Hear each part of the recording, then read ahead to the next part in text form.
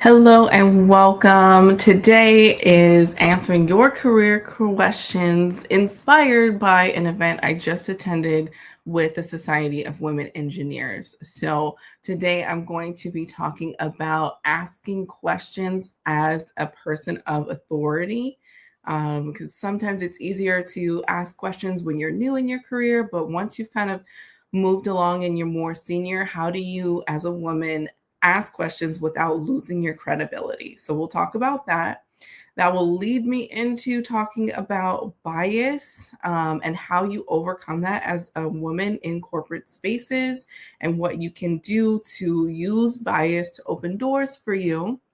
And our third and final question today, inspired by this wonderful event, is going to be how to stand out through the application process, because I'm hearing from the ladies there that a lot of people are getting callbacks. They're getting to the point where they're getting interviews, but they're not being selected. They're not being asked back for multiple interviews. So, like, how do you maintain standing out through that process? So the first, if you haven't already subscribe to my channel. My name is Malia Lim. I'm a career coach for women in STEM and helping you navigate the corporate game so you can go from undervalued to making significant impact.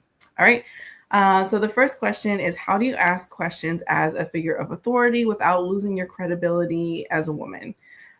So one of the things that I like to do now that I'm kind of a little more senior in my career is I really give a lot of context, but I do it in a one-on-one. And so this is going to take a little bit more time for you to establish this as a relationship. But when I'm asking questions, when I'm giving work authority, I like to do it in a one-on-one so that we can have discussions are not around the task, but around the importance of that work.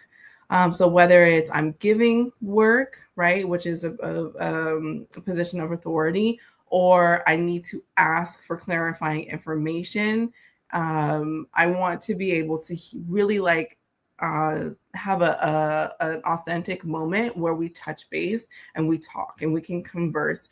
And especially for me, I work remote. Like, this is really important for me to maintain relationships with my team. So when you're asking questions early in your career, especially as a woman, it's much easier. You're like, oh, hey, I don't know anything. Help me.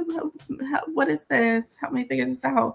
And people are usually a little more open to that because it makes sense. You're early in your career. And just playing ditzy, so to speak, it plays into the bias, and it doesn't raise any ears or any hairs in that sense. But later on, when you're like, hey, I need to know what's going on. What is this? Why is this important? A lot of women struggle with this because they feel like they're going to lose their credibility if they don't know the answer to everything. And so also in the same vein, when you're giving work direction to someone who may have a bias or doesn't want to be told what to do by a lady, this tactic works for that as well. Like, it's essentially the same tactic for both of those scenarios. So I like to have one-on-ones or very, very small group conversations where we can talk around the issue, right? Like, you don't want to lead people to an answer that if you already knew the whole time, because then they're going to feel like you're manipulating them. It's more about, hey, I love sharing my screen in these settings. I will open up codes. I will show them the figures. I will explain to them, like, hey, when the guys are out in the field, they need to be able to access. This is what it looks like. This is how much space there is. Or, I will pull up little short videos or whatever, just help give them a visualization of what it is I'm trying to explain. People really appreciate having the visualization just so that they can process the information you're telling them. But I will give them historical context as to, hey, this is why this is important in our industry. This is why this is important. I tell a lot of stories now because, like, hey, I had an incident where we went down and it cost our unit this amount of money and we were down, and then there were all these projects and we got audited and it was a nightmare. I don't want us to have that again. So it's really important that you do this work, or, I'm just trying to understand, are we in the same situation? This is why I'm so concerned, like really painting the picture around what it is and why it means so much to either you or the business or the project. Giving them that background and that context really goes a long way, especially if it's a new person, or honestly, if it's a more senior person, because then they can kind of understand where you're coming from. And if for the new people, it gives them insight that they wouldn't be able to understand. And so they can appreciate learning from you and all of those things. So I think it's important to do that. But then on the flip side, also ask those things. So when I'm asking, right, I'm just like, hey, is this being driven by schedule? Is this being driven by quality? Are we trying to, like, what are we trying to achieve here? Okay, so in the perfect scenario, what will we do? Is that are there other considerations right now? Okay, so given that, are these options okay? Or do we need something else? Like, I like to kind of just extract information from them, other people, in a sense that I want to understand where you're coming from. Just like when I'm giving work direction, I want you to understand where I'm coming from, because what this does is it transfers ownership, where I'm not just telling you to do something, or I'm not just like asking a random question, where it is a full download of all of the context around that task, so that you, as someone receiving my work instructions, can own it. And then I will say, hey, let's have a follow-up next week, and I'll give you feedback on the progress that you're making. Also, if I'm asking for things, I'm like, okay, let's have a follow-up next week so I can show you what I'm doing, and you can give me feedback as well, right? Because you have now downloaded all the relevant information to me. I should be able to run with it, but if not, like, let's course correct before we go too far. And this transfers ownership. And so it still maintains your position as authority, because you now are owning that task with the information that they've given you. You just need to clarify. And so it's not as much as just like, oh, I don't know, can you ask me? When you're asking insightful questions as to what are the drivers, why did we get here, what are the things we've considered, why won't this work? Okay, well, typically we do this. Is that not an option here? Like, help me understand where we're at today, right now, and why we got here and what we're trying to achieve. Okay, got it. I'm going to go run with this. I'm good to go. We're going to go run with this. I'm going to give this to my team, and I will come check back in with you if I need help, and vice versa. If you need help running with whatever I'm giving you, let's have a check-in so I give you feedback. This approach is an authoritative approach, and it maintains your credibility because you're able to ask insightful questions that are really going to give the context needed around whatever task it is. And when you do it one-on-one or in small groups, it allows you to relate to the other person, rather than it being like a big setting where opinions can quietly form in the corners of the room. Okay. So this kind of like led me to think about, and also the way that the conversation was going, with being able to ask questions when you're a younger woman or a younger professional, and it not being a big deal. And then later on, when you're a little older, it's kind of like taken as, oh, you don't know this yet. And so there's which I think it's kind of ridiculous, like in general, but we will not spend too much time there. I'm just going to talk about this. So the thing about bias, right? So like when you're younger and you're asking a bunch of questions, whether you're just like, I'm young, I'm new, I'm ditzy, whatever it is, for whatever reason, it's a lot easier to use that tactic than when you're older, right? And that is because the bias is that younger people don't know as much.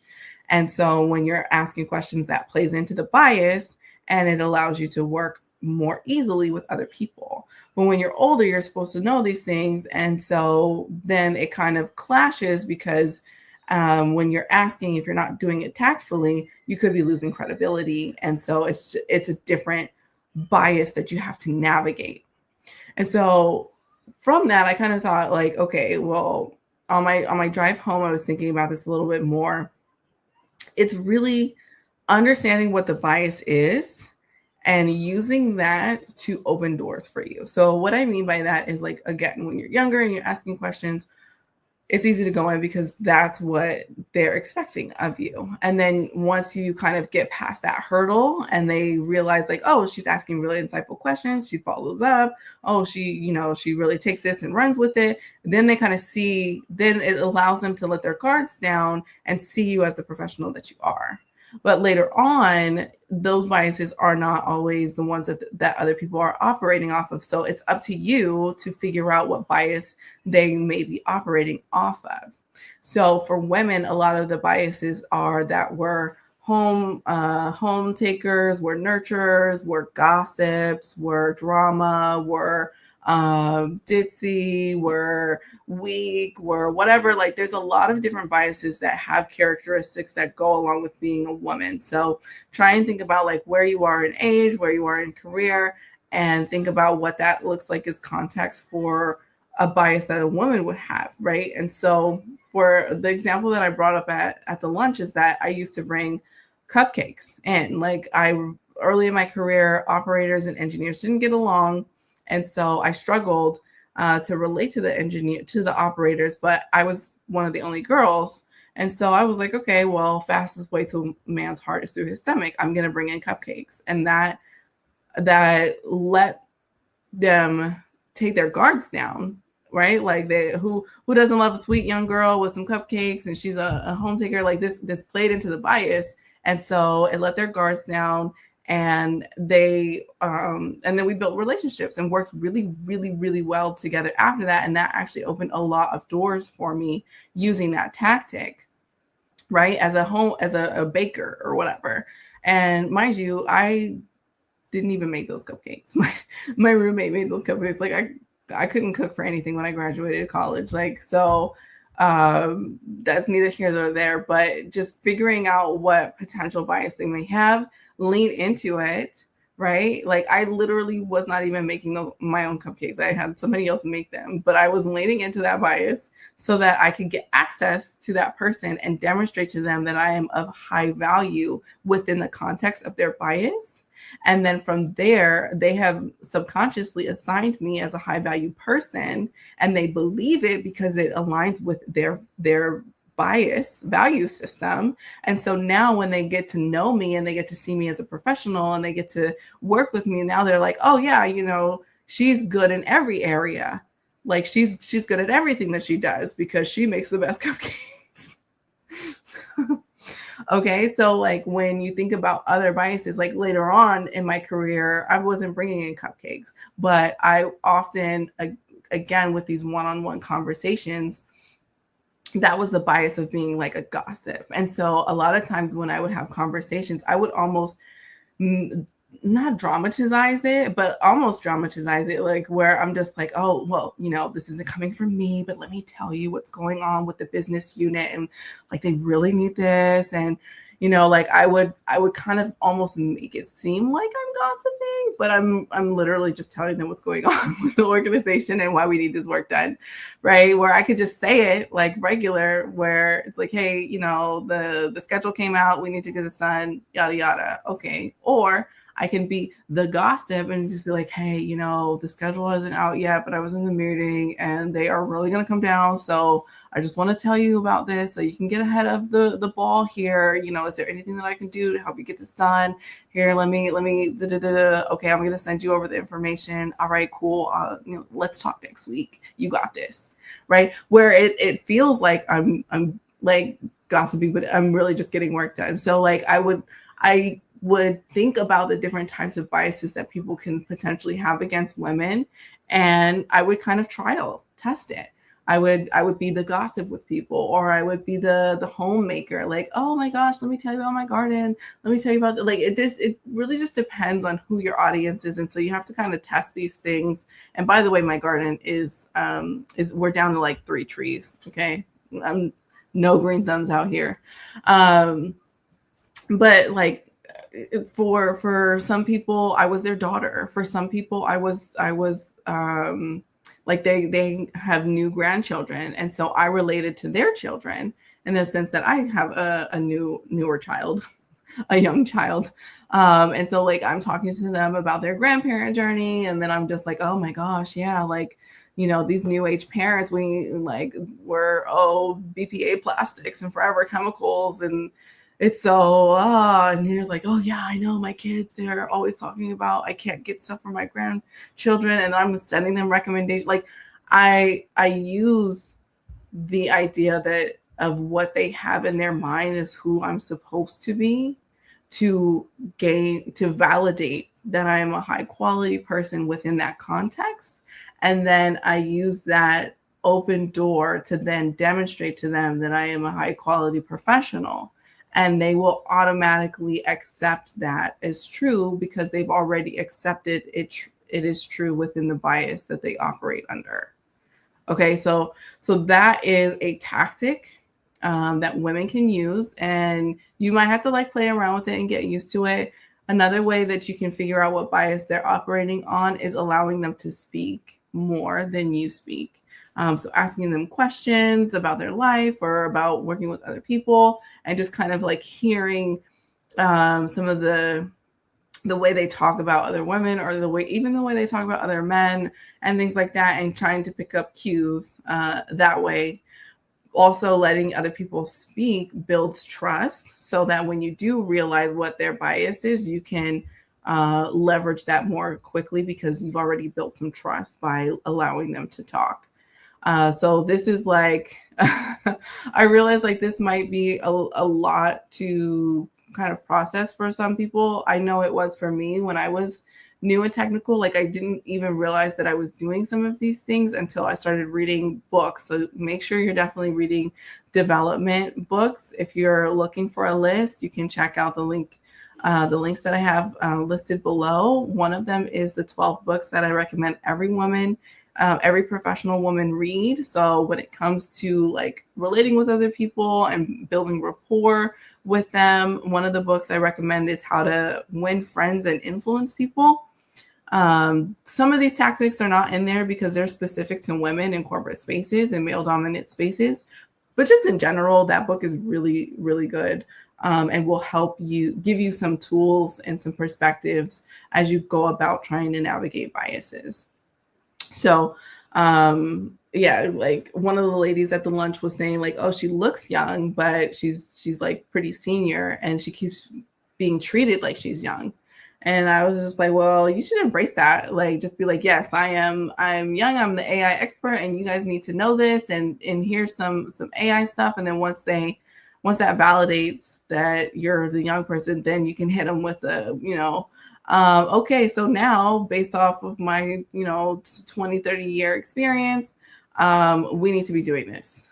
And they'll be like, oh, wow, oh my gosh. So anywho, lean into the bias, use it to validate your level of quality within their minds and their value systems, and then you will be able to get in, and they're adopting you as a high value person, a professional in other areas will come automatically. All right, so then the last topic that I have for you, and then we'll wrap this up, is how to stand out through job interviews. Actually, you know what? I think I'm going to go ahead and make a separate one because this one is going to be, I can't do this quickly.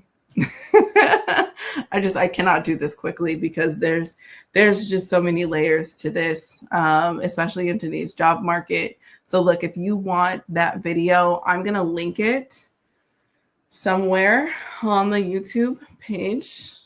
So go ahead and watch that separate video, and it's going to give you tactics to how to stand out through the interview process to make sure that you actually land the job, but also position you to negotiate for a higher salary. Like that is what I help my clients do. That's like kind of my thing.